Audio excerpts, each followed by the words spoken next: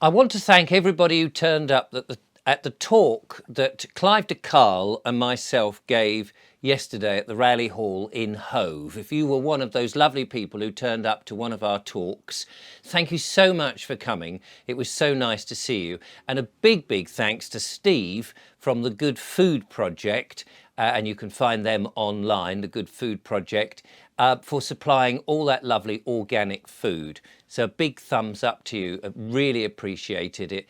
And it was so nice to see everyone. For those, of course, that didn't come, which will probably the larger number of my viewers, I'm so sorry you didn't come, but don't worry, I am out and about doing some more talks. However, it was fascinating to go and actually meet people and see the response and understand that people are enjoying the monologues and the interviews that I do, and work with lovely people like Clive de Carle and have insights into how people are thinking about the current situation and what's coming down the pipe and what we should do about it. Now, one gentleman came along and he brought us a number of small little booklets which I thought was worthy of promotion in today's monologue. This is a booklet called Stop Them. It's a free download and you can read it, you can share it, and it's got solutions in it and ideas. I think it says, oh yes, 81 authors have contributed. Little tiny paragraphs of ideas and solutions for things that you and I can actually do to stop them. You know, the cabal, the so-called elites. They're not elite really, but they're just despicable people who want to take over the world. You know who I mean. And of course, this is published by the White Rose UK. So do go and check them out. White Rose UK. Go and do a search online and you'll soon find them. And as it says, you can download them, a PDF version of it. And if you're lucky enough to get a printed version, even better. And I just thought I would read to you just a couple of inserts to show you the sort of thing. There's lots of different ideas. As I say, there is... I don't know how many actually there are, or it says 81 authors, there's 87.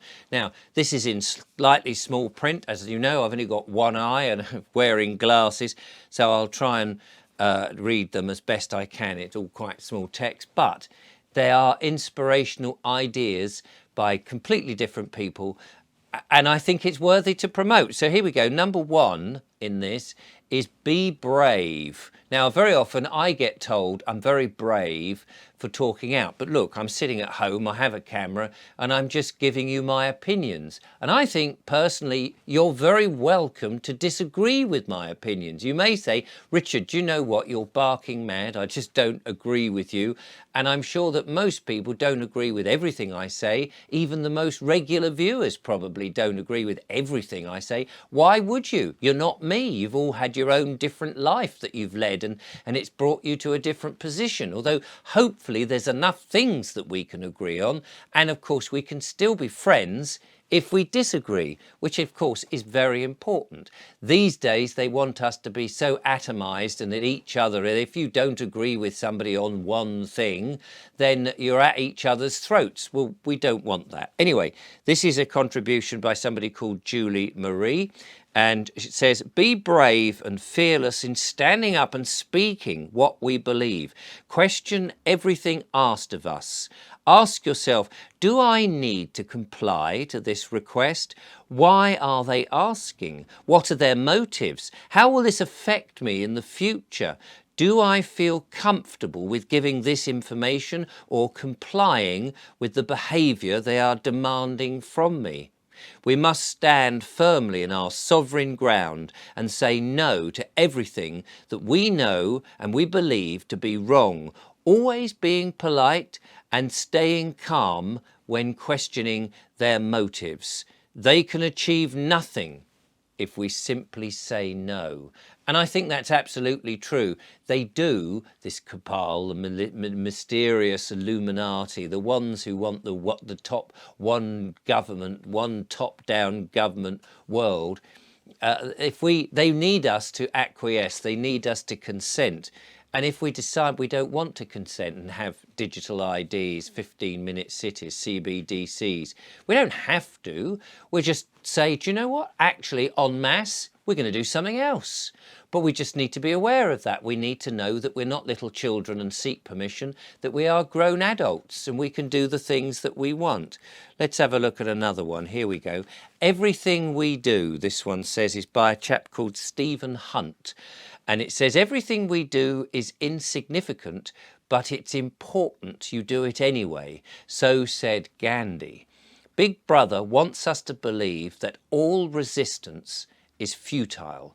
The ruling class wants us to believe that even if we know what's going on, we can't do anything to stop it. Some people use the example that of 1 million people hitting the streets in 2003 protesting against the imminent Iraq war. The war still happened and millions died. The counter-argument, though, is simple. If you fight back against evil, you might not win. But if you don't fight back, then there's no way that you can win. Therefore, we should always fight back.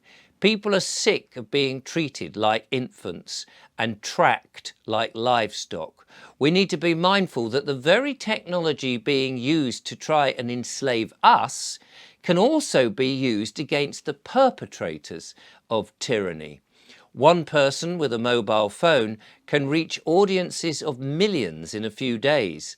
The first step in fighting back is to decide to adopt a definite mindset and realizing that there is no alternative. To misquote the Mexican revolutionary, now I don't know how you pronounce his name, Zapata, it is better to live standing up than to die on your knees. And I do tend to agree with that. What is the alternative? Now, I had an email only today telling me that on one of my videos that I think that we could have alternative cash and things like that. And this gentleman said, I completely disagree with you, which of course is entitled to. They're already going to make it illegal to do any kind of using any kind of cash at some point in America down the line. I think it's the IRS, which is the American version of the Inland Revenue, I think, the tax collecting department. And they, you know, you couldn't even give money to a homeless person without being arrested. And I thought to myself, well, you know, if you're going to lie down and just accept it and not do anything about it, then fair enough. But if 1 million or 2 million or 3 million people just decide, do you know what? We ain't going to have this. There's more of us than them. We've got to remember that. So there we go. Let's have a look at another one. Sorry, I've got an itchy nose today. I don't know why that is. Something in the air, no doubt. Oh, those chemtrails are probably zipping along, putting those annoying chemicals into it. So although the last one said a mobile phone can be used for both ways of them controlling us and us controlling them, there is one here, number 48, that says stop using mobile phones. And let me read that to you. It's very short. This is by somebody called Trace. And it says, stop using mobile phones, just disconnect. It's not like we don't know life without them. From where I'm sitting, it's the only thing I see to do, apart from the obvious use cash, don't comply, keep spreading the true word and using the word no. And I do tend to agree that actually we've become so reliant on our mobile phones, even with our Telegram groups and our WhatsApp groups and all of that, that actually if we disconnect, for example, yesterday going to Hove, we were looking for somewhere to park. And the council, in their great wisdom, seemed to have decided that all the machines that you could pay by card or indeed by cash, by putting coins into the machine, they were wrapped up in black plastic and out of condition. The only way that you could pay for parking was to use a phone app. You had to ring a number and then quote the location, which was also another number. But you couldn't just ring that number. You then still had to download an app. So it assumes that you have a phone, a smartphone, and that the battery is still working. You haven't sort of run out of power. It's assumed that all those things are working and that you're willing to download a piece of software that you don't know what's in it and whether it's got surveillance stuff in it or not, controls your camera and all of those things that you may not want it to do. Why should you have to, when you want to park your car, I don't mind paying £1 for an evening to pay to help keep the roads going. I don't mind that part of it if I can just pay with £1 of real money, cash.